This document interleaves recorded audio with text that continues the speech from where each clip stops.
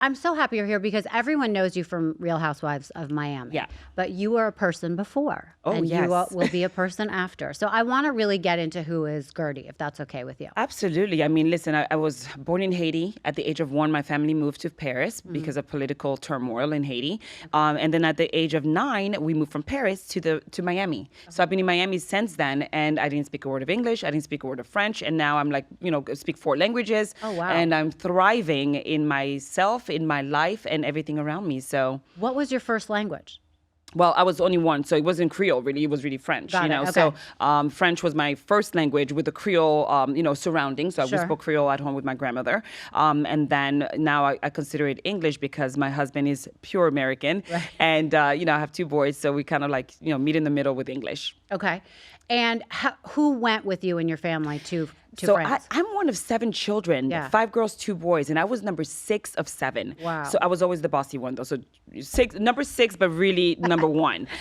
So we all left. My parents, it was really, really like uproar in Haiti. Not as bad as it is right now, but it was more political and opponents of the political, regime Sure. got, jailed or killed. So my father was a pastor, and for religious reasons, we're like, we're going to go to France. So we were able to get asylum, and we lived in France for 8 years and a half, and then I moved to the U.S. because the land of opportunity. Right. My father had some family here, and then we moved here. So That yeah. seems so, like Yeah.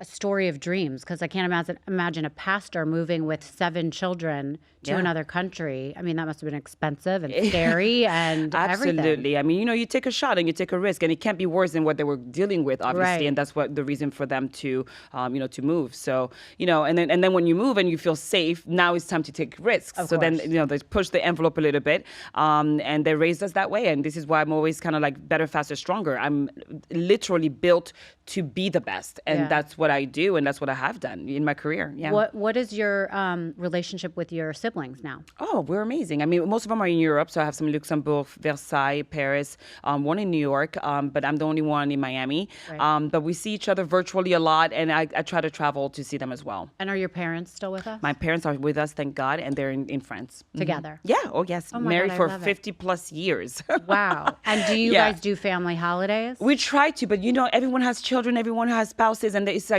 they got to do the in-law thing too. So it's really been a challenge. There was a family reunion last year, but unfortunately I was ill. So, I was virtually there with them and so forth. But, unfortunately I was beating cancer's ass. Yes, you were. And we're going to Or get into fortunately, that yeah, for yeah, sure. yeah.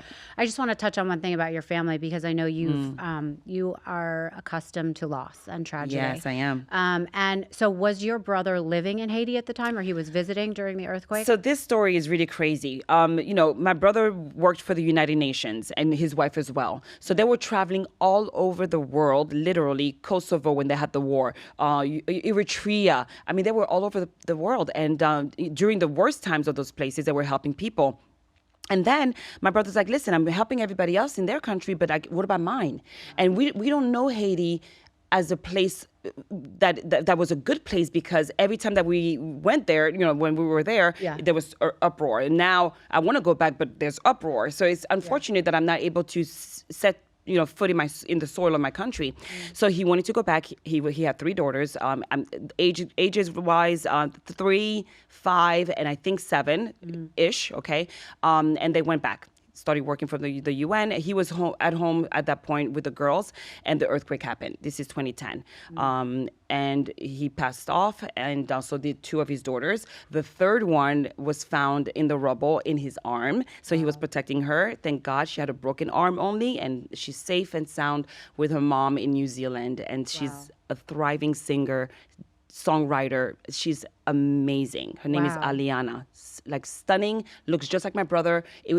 Everything in life is meant to be, and you can't sit back in the past. And for me, it was kind of like, this girl is going to make it and be the most amazing beacon of hope because Right. of my brother and what they raised her to be. So I'm like so happy for her. I love that. Yeah. And are you still close to his wife? Yes, she's in New Zealand with her, and they came actually 2 years ago, a year and a half ago, and we were together, and it was like so amazing. She stayed for a couple of weeks, and we did a lot together. So even though yeah. they live far, there's a family Oh bond. my God, I was just texting with them this morning. I'm sending her clothes because she's doing doing all these like album covers and everything. She's on what is it called? Spotify, all those. She's all over the world. Amazing. She's global, worldwide. I Yeah. love that. Yeah. Okay. So then you became an event planner. Talk us Yes. through, how did you get into that? What made you love that? Oh my God. I mean, listen, I was always very confident, very bossy since I was little. When I came to the United States, it was really a culture shock, and it really kind of like humbled me to the point where I didn't feel confident anymore because I didn't know the language, so I couldn't communicate. So I thought I had the confidence, and then when someone started asking me questions, I started stuttering, and I just like was trying to put one and one together.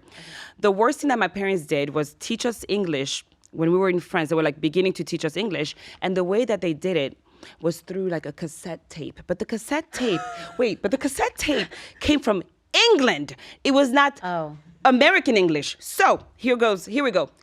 How are you? How do you do?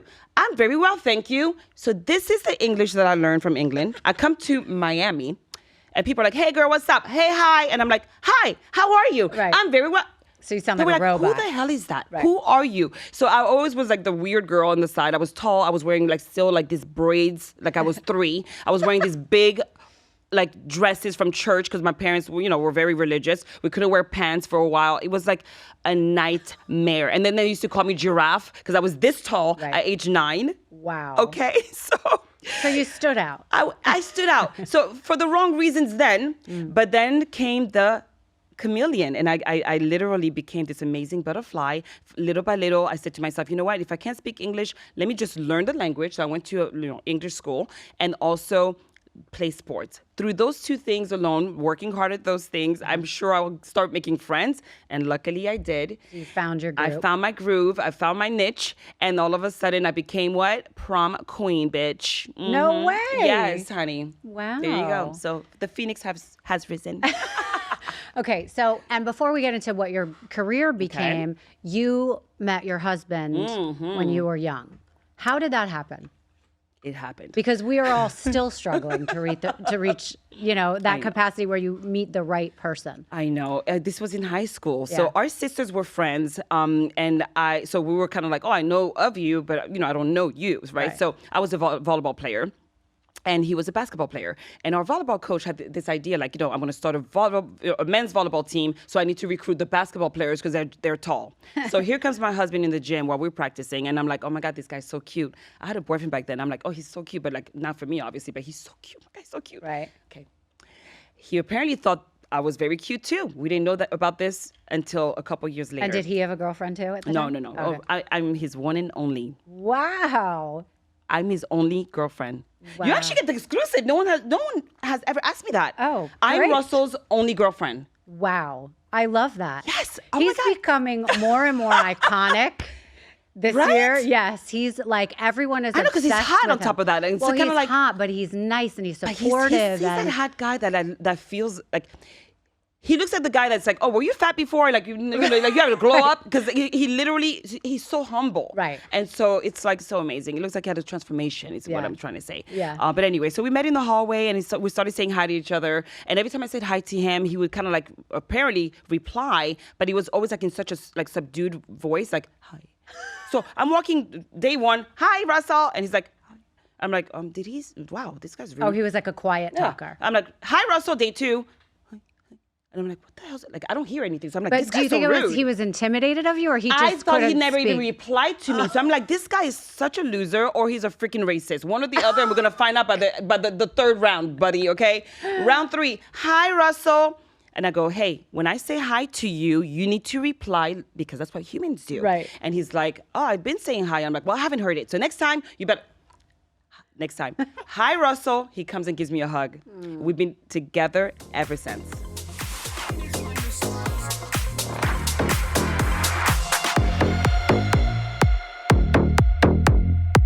Thank Thank you so much for listening to Misunderstood. I'm your host, Rachel Yucatel. Please be sure to subscribe to the show and give us a 5-star rating and review. You can support the show by joining our Patreon at patreon.com/misunderstood with Rachel Yucatel. Do you have ideas for the show or want to reach out? Email us at info misunderstoodpodcast@gmail.com. That's spelled MISS understood. Thank you so much, and I'll see you next time.